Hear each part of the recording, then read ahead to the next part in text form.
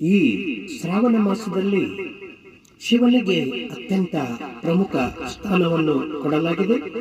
ಏಕೆಂದರೆ ಸಮುದ್ರ ಮಂಥನ ಸಮಯದಲ್ಲಿ ದೇವತೆಗಳು ಮತ್ತು ದಾನವರು ಕಾದಾಡುವ ಸಮಯದಲ್ಲಿ 14 ಅಮೂಲ್ಯ ರತ್ನಗಳು ದೊರೆಯುತ್ತಿವೆ. 13 ರತ್ನಗಳನ್ನು ದೇವತೆಗಳು ಮತ್ತು ದಾನವರು ಹಂಚಿಕೊಳ್ಳುತ್ತಾರೆ. ಉಳಿದದ್ದು ಒಂದು ಹಾಲಾಹಲ. ಹಾಲಾಹಲವನ್ನು ಯಾರು ಬೇಡ ಅನ್ನೋ ಸಮಯದಲ್ಲಿ ಶಿವನು ಅದನ್ನು ಕುಡಿಯುತ್ತಾನೆ.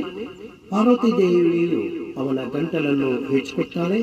ಆಗ ಆ ವಿಷ ಶಿವನ ಗಂಟಲಲ್ಲಿ ಉಳಿದುಕೊಳ್ಳುತ್ತದೆ. ಆಗ ಶಿವನು ನೀಲಕಂಠನಾಗುತ್ತಾನೆ. ಲೋಕ ಕಲ್ಯಾಣಕ್ಕಾಗಿ ಶಿವನು ಹಾಲಾಹಲವನ್ನು ಕುಡಿದಿದ್ದು ಇದೇ ಶ್ರಾವಣ ಮಾಸದಲ್ಲಿ.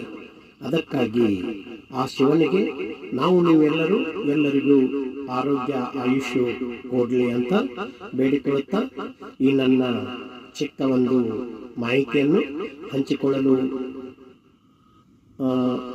ಹಂಚಿಕೊಳ್ಳಲು ಇಚ್ಛಿಸುತ್ತೇನೆ. ನನ್ನ ಹೆಸರು ಡಾಕ್ಟರ್ ಬಾಳಗೌಡೀರಪ್ಪ ಪಾಟೀಲ್, ಬೆಳಗಾವಿ. ಧನ್ಯವಾದಗಳು.